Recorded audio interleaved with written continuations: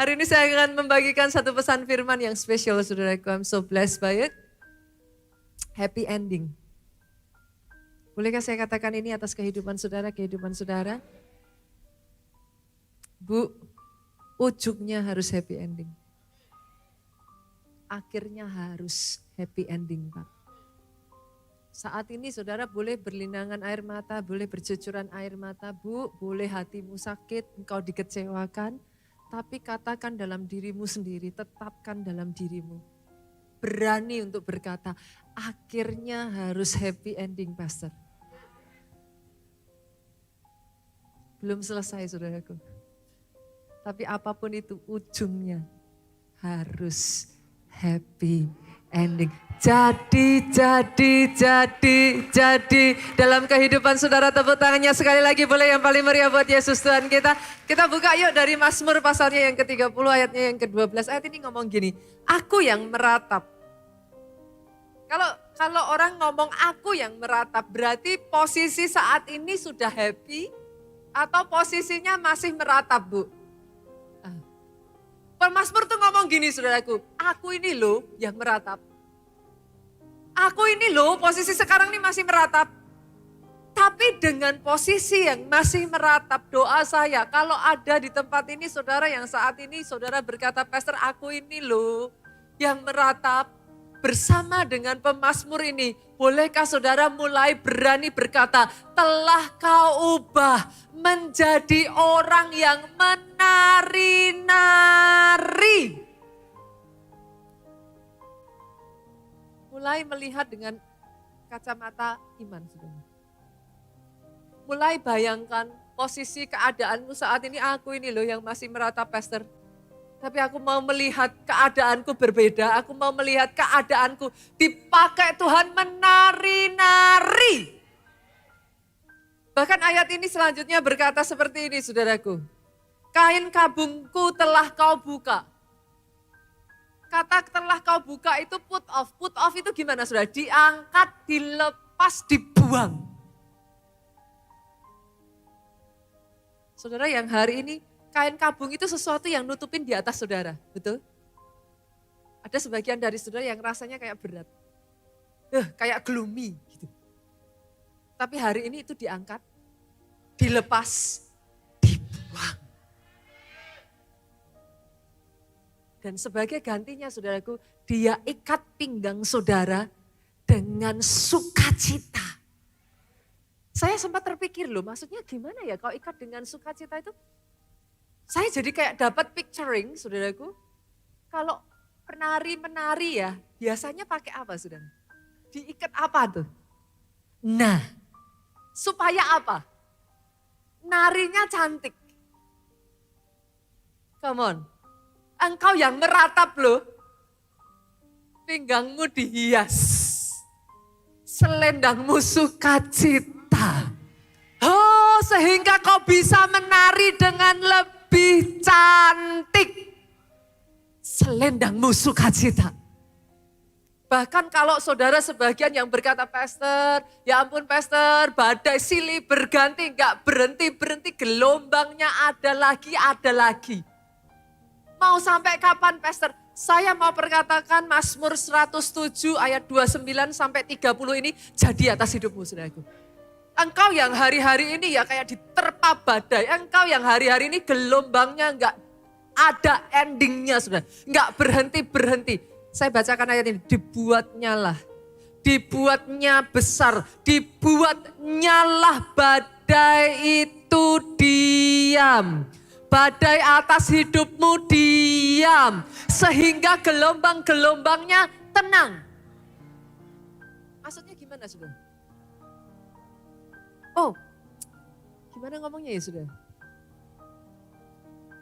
Jangan sampai saudara hanya baca Alkitab cepet-cepetan sampai melewatkan permata-permata yang ada di dalamnya. Saya tuh ngerenungin ayat ini ya saudaraku, I'm amazed gitu. Saya sendiri kayak takjub. Dalam kehidupan kita saudaraku, once in a while saudara tuh ngadepin badai. Semua orang ngadepin kok. Masing-masing beda-beda, tapi yes, setiap kita ngadepin. Pernah ngerasain gak saudaraku, kadang ketika kita dihantam badai, kita kaget. Betul. goncang Pak. Tapi seringkali yang bikin roboh itu bukan badainya. Tapi setelah badai, saudara kalau lihat setelah badai di lautan, itu gelombangnya naik terus. Silih berganti itu datang lagi, belum selesai datang lagi. Itu yang membuat hatimu gak kuat. Dalam hidup itu seringkali kayak gitu. Badai, yes kita kaget Pak. Sudah gitu kita rasa goncang. Tapi kalau hanya badai saja, masih bisa menteles kok Bu. Tapi yang nyebelin setelah itu, badai itu stir up gelombang saudara. Ada satu, diikuti berikutnya, enggak berhenti-berhenti, sampai seringkali hatinya ini loh, udah enggak kuat saudara.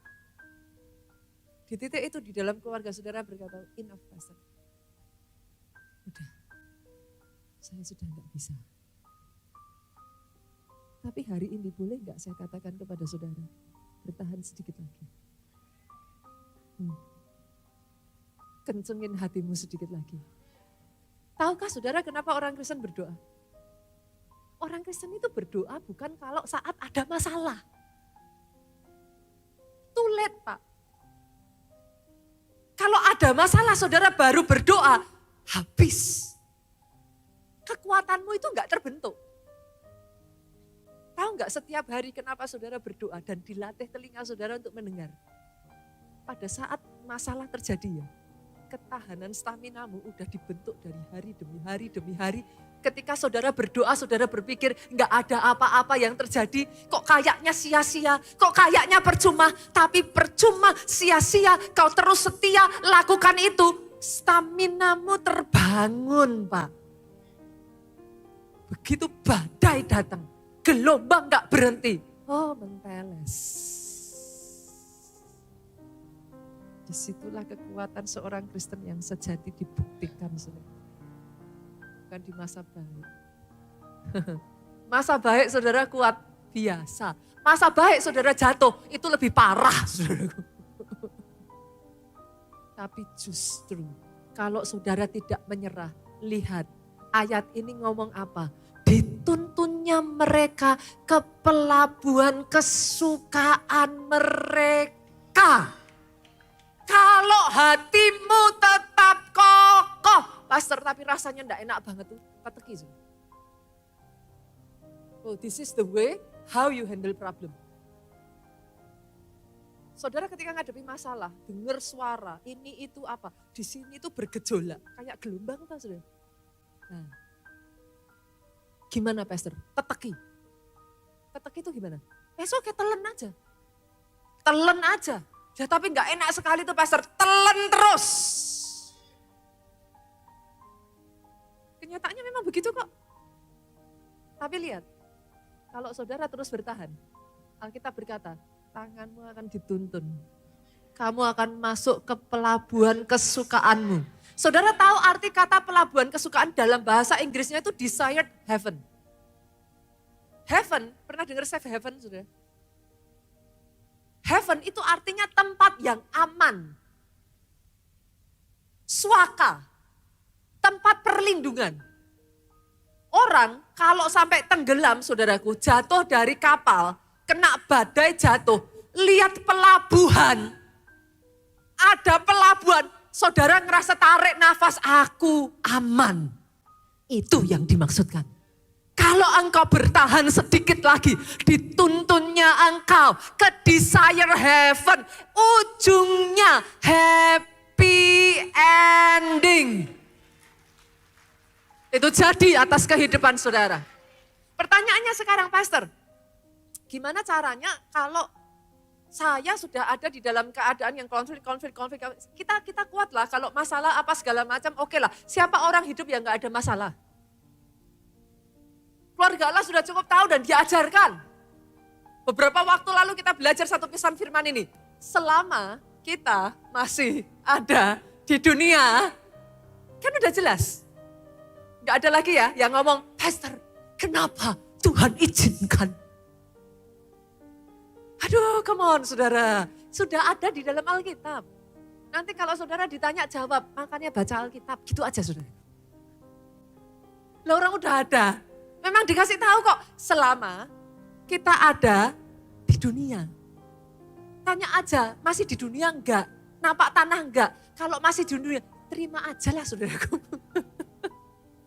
Dan memang sudah diomongin kok, selama masih ada di dunia, penderitaan, masalah, tribulation, kesukaran besar, itu sudah pasti jadi bagian kita. Tapi ini semua enggak berarti Pak, yang penting kan ujungnya happy ending. Masalah semua kita ngalami. Yang penting kan ujungnya tuh. Nah pertanyaannya sekarang gimana supaya dari semua konflik-konflik, drama, ujungnya happy ending. Yang pertama saudara, langkah yang pertama gimana? Gak bisa tidak, gak ada cara lain, libatkan, undang Yesus dalam keluargamu. Ada Yesus, gak ada Yesus beda loh Pak. Ada Yesus, gak ada Yesus dalam pernikahanmu beda. Coba senggol kiri kanannya saudaraku, katakan. Ada Yesus, gak ada Yesus, beda. Biar bangun saudara. Jam segini kan jam nyaman tuh saudara. Nunggu mau makan gitu kan saudaraku. Biar bangun. Sekali-kali kalau saudara datang sama teman saudara injak aja kakinya. Ada Yesus atau enggak beda, nanti kaget saudaraku. Beda. Ada Yesus, tidak ada Yesus dalam pekerjaanmu. Beda. Contohnya siapa Pastor? Pernikahan di Kana? Kan? Itu dramanya sudah dimulai dari awal loh. Enggak di tengah, enggak di belakang loh. Pernikahan baru terjadi Pak, anggurnya habis. Udah drama. Tapi bersyukurnya, kedua mempelai undang Yesus. Saya tanya, halo, Yesus diundang enggak di keluarga saudara? Halo? Yang sudah ke gereja, Yesus dilibatkan enggak dalam keluargamu? Diundang sama dilibatkan beda loh. Saat itu, kalau Maria ibu Yesus tidak meminta Yesus, Yesus diundang pun dia diem loh. Enggak terjadi apa-apa loh. Yesusnya ada di situ, but nothing happen. Pak, Yesusnya diundang, dilibatkan enggak? Banyak keluarga bertengkar, Yesusnya lupa dikemanain suruh. Nanti kalau sudah tidak ada jalan keluar baru gini, Tuhan, kenapa? Kan gitu. Lah Tuhan dari tadi ngeliatin saudara juga nunggu sudah. Anakku, kenapa? Aku di sini loh. Nah kamu dari tadi, kenapa? Undang dan libatkan Yesus. Anggurnya boleh habis. Tapi kalau Yesusnya ada, habis pun air bisa dirubah jadi anggur. Dalam hidup ini ya saudaraku, ada masalah-masalah yang only God can do. Kita tidak bisa nyelesain dengan kekuatan kita. Coba saudara renungin. Yusuf sama Maria itu. Menurut saudara bisa selesai enggak? Buat saya ya saudaraku, jujur kisah Yusuf Maria ya. Itu sampai mulutnya Maria berbusa. Bu, loh saudara jangan bayangin, wah cerita Tuhan Yesus gitu kan. Istrimu datang ngomong gitu, saudara jawabnya apa? Aku hamil dari Roh Kudus. Loh jujur? Mau saudara, ini buat Yusuf itu betrayal. Itu pengkhianatan besar. Maria mau berbusa ngomong dari A sampai Z juga gak akan didengar. Tapi lihat saudaraku, keluarga yang dalam rumah tangganya mengundang dan melibatkan Yesus. Maria boleh nangis, dia udah gak bisa ngomong apa-apa. Kalau saudara jadi sisinya Maria saat itu, dia mau ngomong apa? Kalau bisa juga cawan ini lalu daripadaku kan gitu. Buat Maria siapa yang salah? Aku juga gak ngapa-ngapa. Tahu-tahu Gabriel datang kan gitu. Bukankah ada masalah-masalah dalam kehidupanmu yang bahkan orang terdekatmu pun gak bisa tahu loh. Saudara gak bisa cerita. Ada masalah-masalah yang bahkan orang yang paling saudara sayangi pun pengen nolong saudara tapi gak bisa. Itu yang dirasakan Maria, saudara. Dia punya siapa? Satu-satunya yang dia punya adalah Yusuf. Mereka sudah terikat bersama. Tapi saudara bisa bayangkan gak? Maria, Yusuf tinggal jadi satu barengan. Tapi Maria tuh ngeliat wajahnya Yusuf aja itu sudah pandangan yang gitu, saudara. Pandangan curiga, saudara.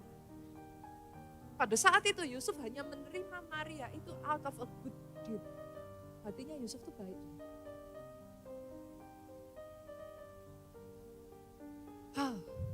Tapi lihat saudara,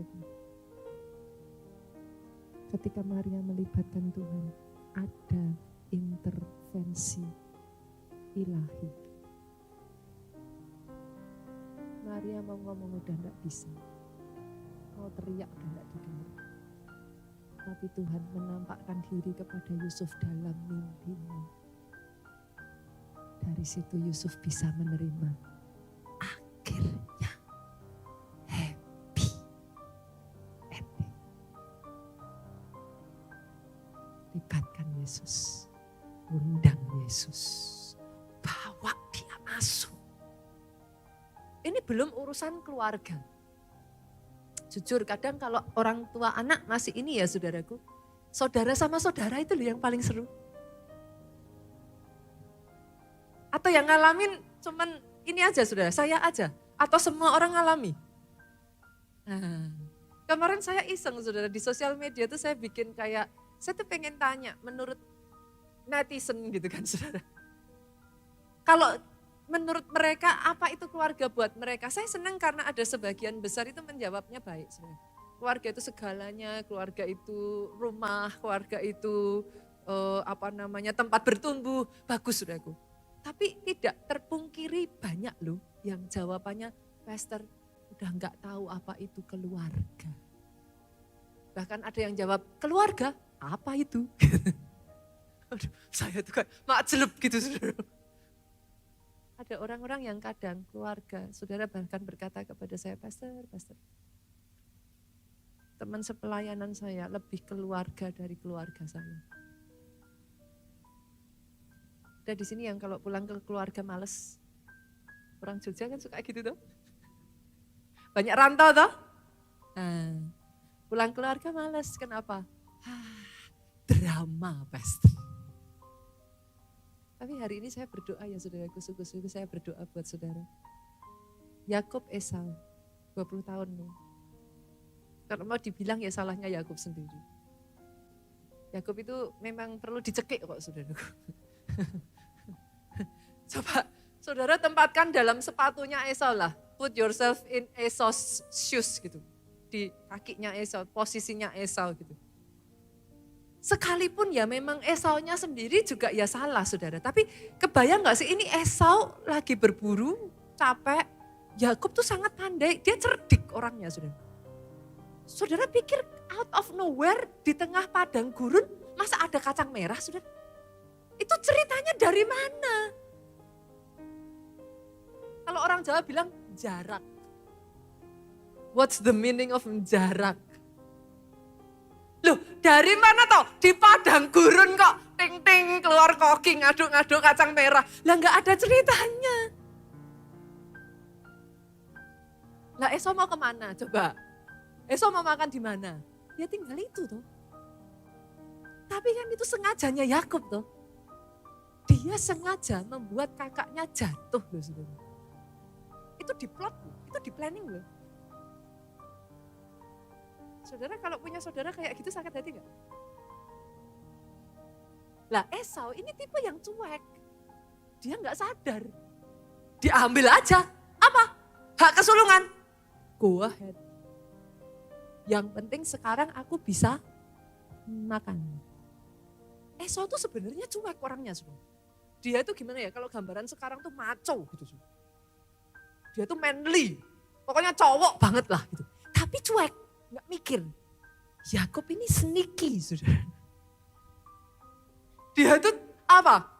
Pokel. What is pokel? Ini bahasa Jawa dewa semua keluar saudaraku. Dia tuh kayak punya jalan aja, cara aja. Gitu loh saudaraku, ngemesin gitu loh. Bahkan ya saudara yang bikin Esau lebih marah lagi. Itu pada saat sebenarnya Esau tahu, dia sudah nyerahin hak kesulungan, dia tahu. Tapi pada saat Ishak benar-benar mau memberkati, Ishak itu nyuruh Esau pergi. Nah kalau saudara baca cerita itu, sifat Yakub itu turun dari siapa saudara bisa tahu kok saudara. Itu yang nyuruh nyembelih kesukaan ayahnya siapa? Mamanya. Loh saudara baca. Itu mamanya. Kamu pergi, cepet. Loh ini kan ceritanya kan mama sama anak kerja sama saudaraku. Itu Yakub itu dia tuh tangannya tuh nggak kayak Esau. Esau tuh berbulu. Sebenarnya Ishak pada saat itu tuh matanya sudah lamur saudara. Dia sudah nggak bisa lihat. Yakub diluluri saudara pakai bulu-bulu binatang, deketin. Kasih kesukaannya papanya, yang masak mamahnya.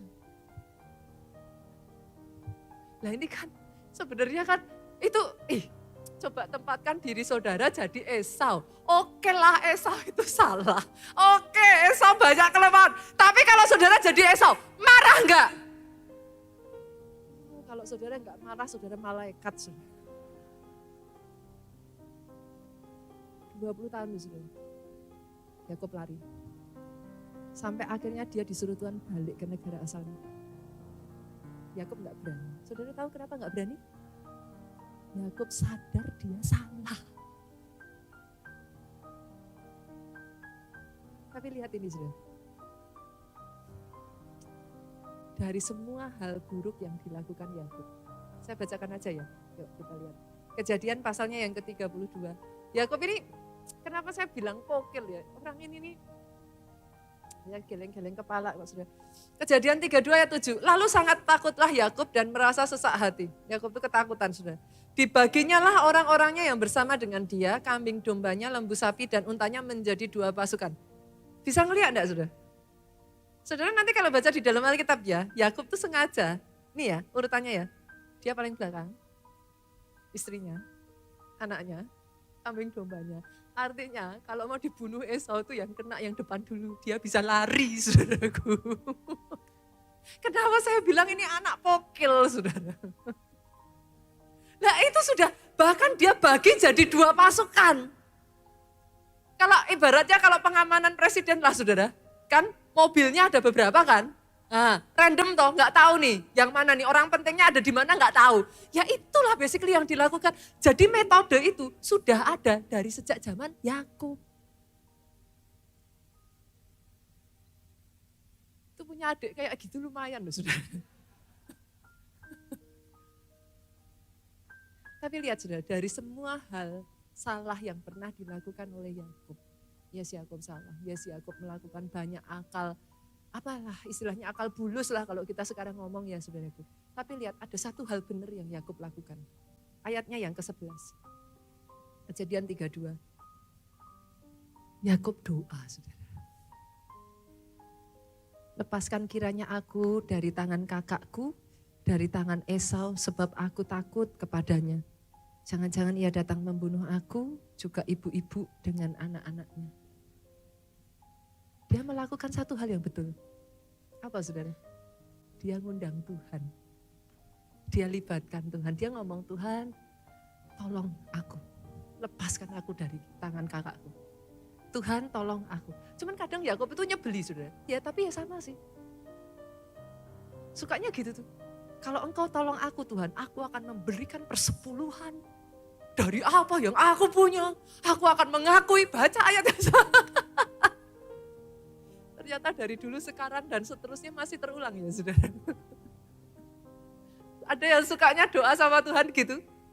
Kalau Tuhan tolong saya akan bersaksi. Saya akan ke gereja. Oh saya akan, apalah saudaraku. Jadi sama ya. Ternyata senggol kiri kanan, sesama biskota dilarang saling mendahului. Sama, saudara. Tapi setidaknya Yakub melibatkan Tuhan. Dan karena dia melibatkan Tuhan, lihat apa yang terjadi. Satu pasal setelah itu, pasal 33. Ayat keempat, saudara, kita lihat. Tetapi Esau berlari mendapatkan dia, didekapnya dia, dipeluk lehernya si Yakub ini, diciumnya dia, bertangis-tangisanlah mereka after 20 years. Ada hal-hal yang kita manusia ini gak bisa lakukan. Libatkan Yesus. Hanya orang Kristen itu udah dikasih, tapi sering kali undangan Tuhan ya, dalam hidup saya pun sama, saudaraku. Tuhan tuh sering kali ngomong, sini loh, duduklah di sebelah kananku, sampai ku buat musuhmu tunduk di hadapanmu. Itu undangan yang paling mulia loh saudara. Itu undangan yang, tapi banyaknya saudara masih kayak cacing kepanasan tuh. Gak mau tau disuruh Tuhan duduk. Di pantatnya ini kan ada cacingnya saudara. Loh seringnya kan gitu tuh. Padahal tahukah saudara, every morning ketika Tuhan itu undang saudara duduk di sebelah kanannya ya. Di situ Tuhan berikan strategi, hikmat, jalan keluar. Dia tatakan jalanmu di sana. Satu demi satu ada intervensi ilahi. Saya berdoa ya hari ini ada orang-orang di tempat ini yang sungguh-sungguh melibatkan, mengundang Yesusnya masuk dan bekerja atas kehidupannya. Tepuk tangannya boleh lebih meriah lagi, lebih dahsyat lagi buat Yesus Tuhan kita. Yang kedua, Pastor, apa Pastor? Saya harus apa? Selain mengundang, melibatkan Yesus. Yang kedua, bayar harga, Pak.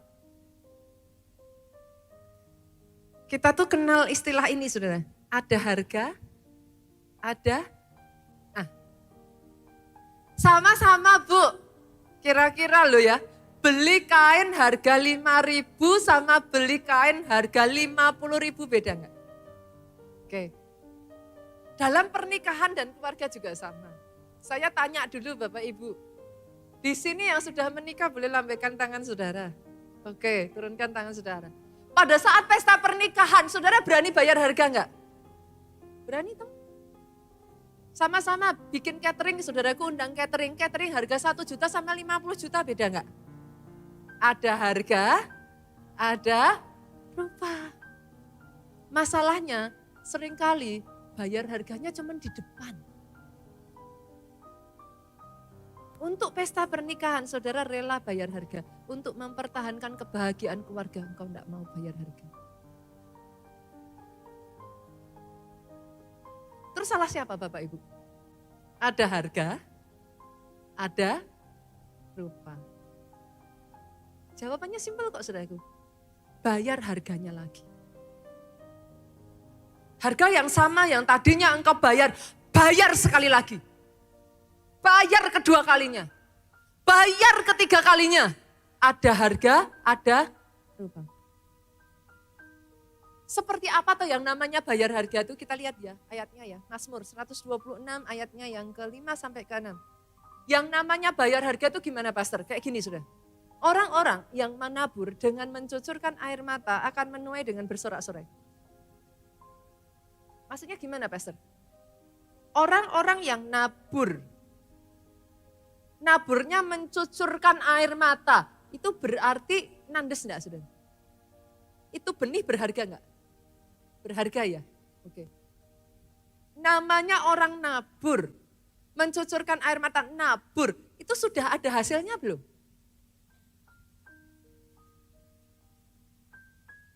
Istri-istri jangan bilang ya, Pastor, saya sudah, tidak ada hasilnya, ya ini sudah. Nabur dengan mencucurkan air mata tuh ini. Nilainya besar, nandesnya masuk, tapi saudara tuh enggak lihat hasil. Tapi ayat ini ngomong saudara, kalau itu saudara lakukan, dengar ini. Akan menuai dengan bersorak-sorai. Ayat ini lanjut ngomong gini, orang yang berjalan maju dengan menangis sambil menabur benih. Kalau berjalannya sambil nangis, berarti benihnya itu mahal enggak saudara? Kena enggak di hati itu? Masuk ya? Nah, kalau ini yang saudara lakukan, bayar hargamu sampai kayak gini nih. Sama-sama yuk, boleh lihat ayat ini dan baca dengan suara yang paling keras, 2, 3. Pasti. Saya tanya saudaraku, di sini seberapa banyak yang percaya firman Tuhan? Tunggu dulu, jangan latah, pikirkan 2 kali. Seberapa banyak yang benar-benar percaya firman Tuhan? Yakin? Yakin? Tulisannya pasti itu. Kalau saat ini belum? Nah makanya saya tanya, beneran percaya enggak? Nah tapi belum lihat hasilnya tuh. Yang di depan mata nyebelin tuh. Nyakitin hati tuh. Yuk dibaca yuk. Dengan suara keras 2, 3. Pasti pulang dengan bersorak-sorai sambil membawa berkas-berkasnya. Oh jadi kali ini bukan cuma nabur. Saudara bawa berkasnya. Apa itu artinya? Sudah ada hasilnya. Pasti. Pasti. Karena banyak orang Kristen baca Alkitab terus habis itu gini.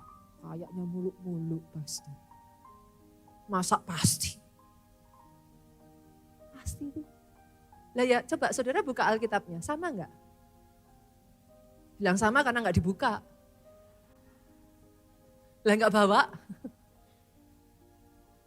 Pasti kok. Kalau toh saat ini kau belum melihat, kalau toh saat ini yang kau hadapi sebaliknya, berani memperkatakan pasti, aku pasti, aku pasti. Pertanyaannya yang ditabur apa Bapak Ibu? Yang pertama ya Bapak Ibu, tabur benih kasih dalam keluarga. Nah, jangan amin dulu saudara. Aminnya nilainya berat soalnya. Tabur benih kasih itu gini saudara, tadi kan kita sudah sepakat ya, naburnya kan sampai nandes tuh. Sampai nangis kan tadi, artinya kan itu sesuatu yang berharga. Itu sesuatu yang kayak masuk di hati gitu kan. Nah, berarti kalau saudara nabur seperti itu sama orang yang baik sama saudara, saudara juga baik, itu nandes enggak? Biasa. Iya kan? Lah orang baik, saudara baik, ya sepantasnya. Yang namanya nandes. Mikir 2 kali enggak aminnya tadi saudara? Yang namanya nandes itu orang enggak layak terima kebaikanmu. Itu orang ngelakuin yang enggak baik sama saudara. Yang namanya bayar harga dan nandes sampai bercucuran air mata, artinya ya saudara, saudara itu disakiti. Kalau suamimu baik, suamimu sayang, saudara baik, itu gampang, itu enggak bayar harga. Yang mengerti katakan amin. Suaminya tiap pulang rumah maluin istrinya, baik, enggak pelit. Saudara bisa bilang, saya bayar harga pastor. Enggak bisa, enggak valid saudara. Tapi kalau suamimu kaku, enggak romantis, suamimu ngerepotin, malah memberatkan. Bukannya jadi tiang keluarga, saudara yang jadi tulang punggung. Suamimu sudah gitu masih tidak setia, baru layak disebut. Nah, ini enggak saudara, menyesal enggak bilang amin tadi? Itulah bayar harga. Kalau saudara membayar harga yang sama di awal pernikahanmu dan itu terus kau lakukan di sepanjang pernikahanmu, pasti menuai dengan bersorak-soraknya, membawa berkas-berkas. Pasti. Ini senyumnya udah agak beda nih. Aduh pastor, lah kok bayar harganya susah. Curang dong pastor, masa saya terus. Tergantung kok itu semuanya saudaraku. Saudara mau menuainya apa itu aja kok. Tapi buat saudara yang mau menuai dengan bersorak-sorai, yes.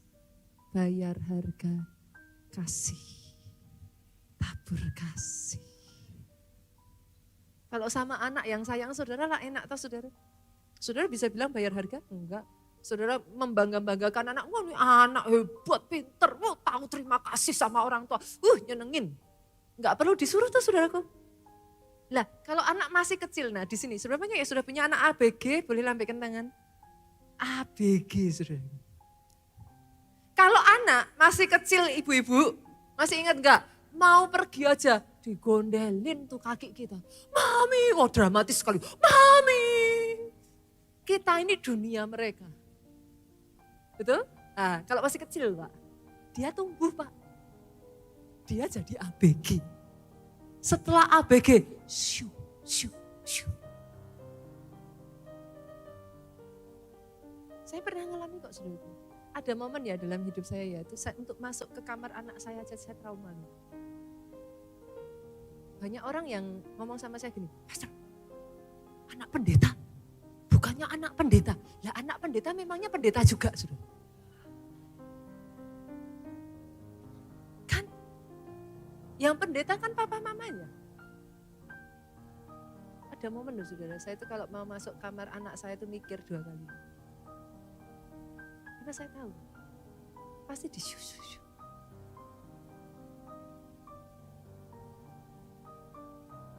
Cukup sopannya ngomongnya gini sudah.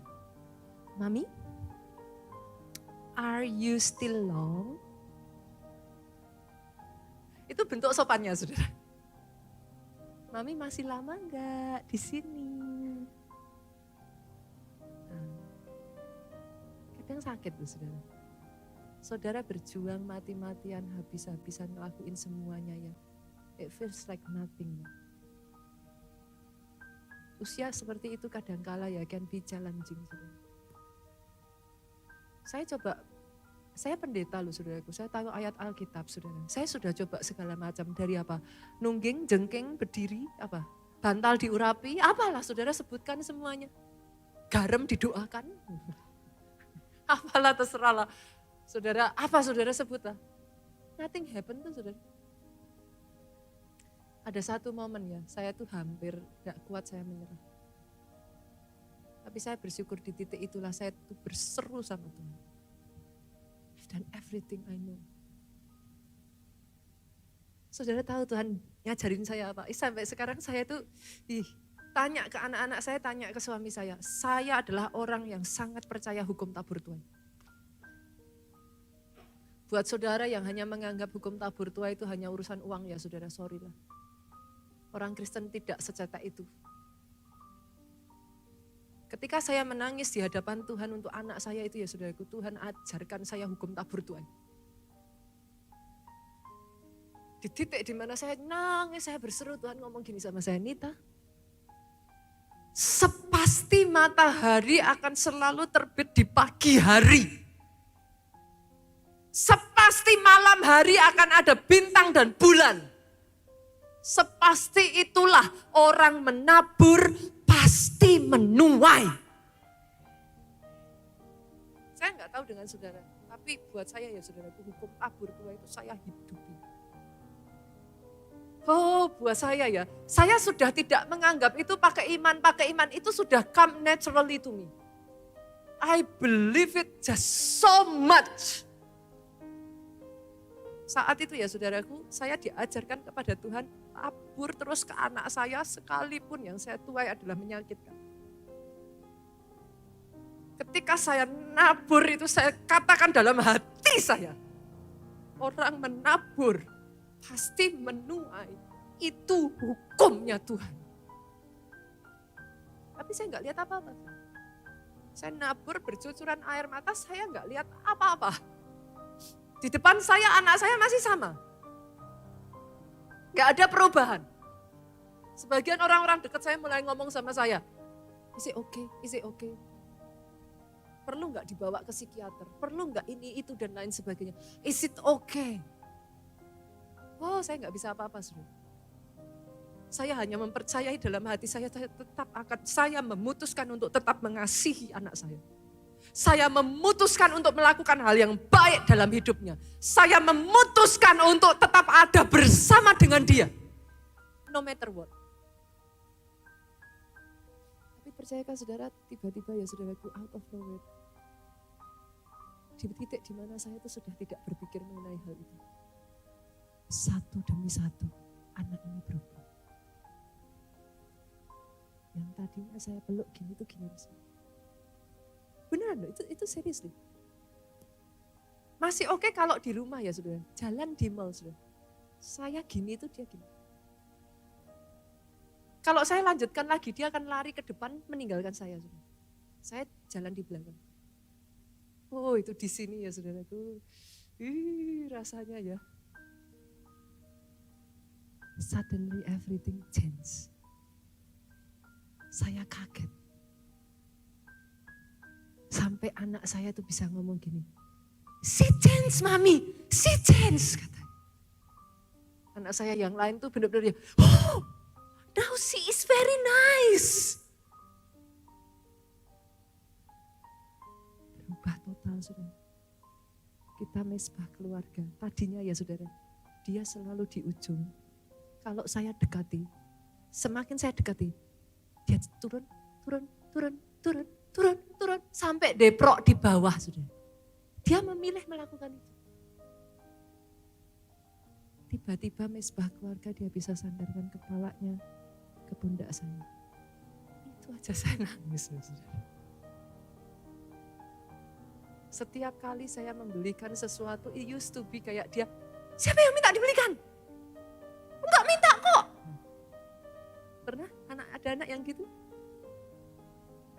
Setiap kali I do something to her, tanpa saya akan minta saudara, dia datang ke saya. Mama, thank you so much. I know you did it for me. Thank you so much. Itu saya tuh kayak es krim leleh terus gitu. Satu sampai gini, kamu minum obat apa? Dan itu terjadinya just like that. Doa saya itu jadi atas hidup. Jangan menyerah terlebih dulu. Pastor, kenapa Pastor ceritakan ini? Saya hanya ingin mengatakan kepada saudara, anak pendetakah, anak apakah saudaraku? Saudara gak salah kok. Anak saya juga ngalami.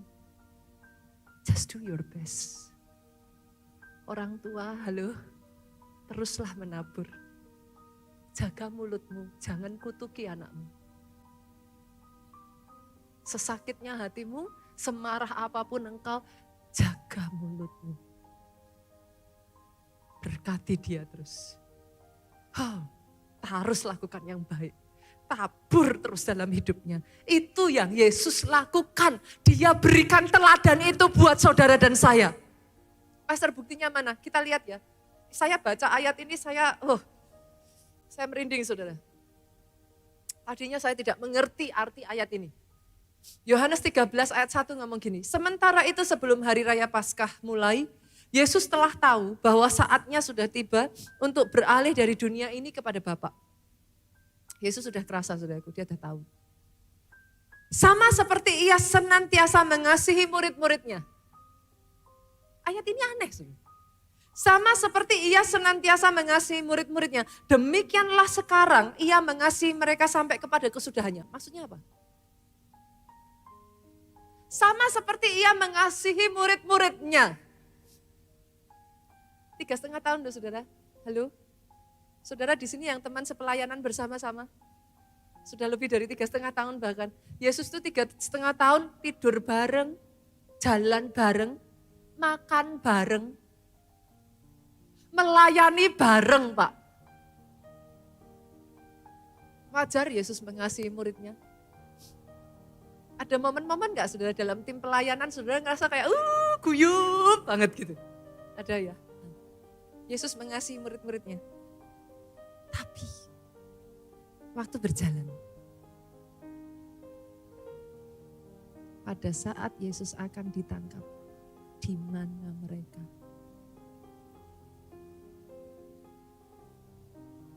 Semua lari loh Pak. By the way, Yudas, siapa Yudas? Siapa Yudas? Murid Yesus? Bukan hanya murid Yesus. Yudas itu murid Yesus yang dipercayakan sebagai bendahara. Artinya apa Pak? Nah, orang yang saudara taruh di posisi keuangan, saudara harus bisa percaya. Yudas ini murid kepercayaan deh saudara. Tapi sekaligus yang menjual Yesus. Tempatkan diri saudara di posisi Yesus, sakit gak itu? Gak setengah tahun loh Pak, barengan Pak. Orang sendiri yang nusuk dari belakang, itu kayak apa rasanya? Orang yang tahu apa adanya saudara, orang yang saudara membuka diri memang kepada mereka. Itu kayak apa rasanya?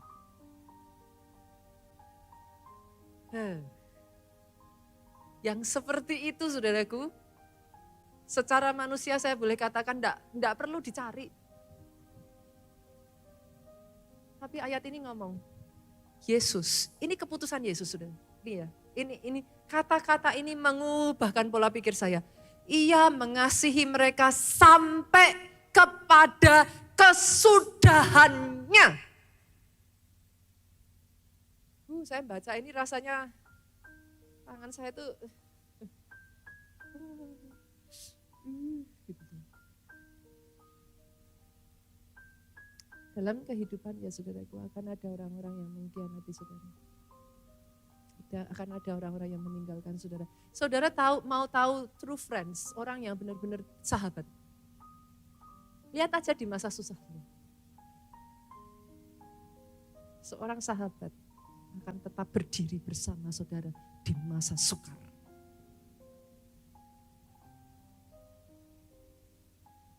Mau kasih alasan apapun terserah. Tapi seorang sahabat berdiri bersama saudara di titik terendahmu. Bukan menjelek-jelekkan saudara di titik terendahmu. Bukan menghancurkan saudara di titik terendahmu. Bukan meninggalkan saudara di titik terendahmu. Yesus mengambil satu keputusan dalam dirinya. Akan tetap mengasihi mereka sampai pada kesudahan. Dan itu dia lakukan saudara. Dia mengasihi saudara dan saya sampai pada kesudahannya. Tabur yuk. Tabur ya. Yang kedua, tabur apa Bapak Ibu? Tabur benih mengalah. Mengalah gak berarti kalah. Abraham itu, kita lihat aja ayatnya. Kejadian yuk kita buka.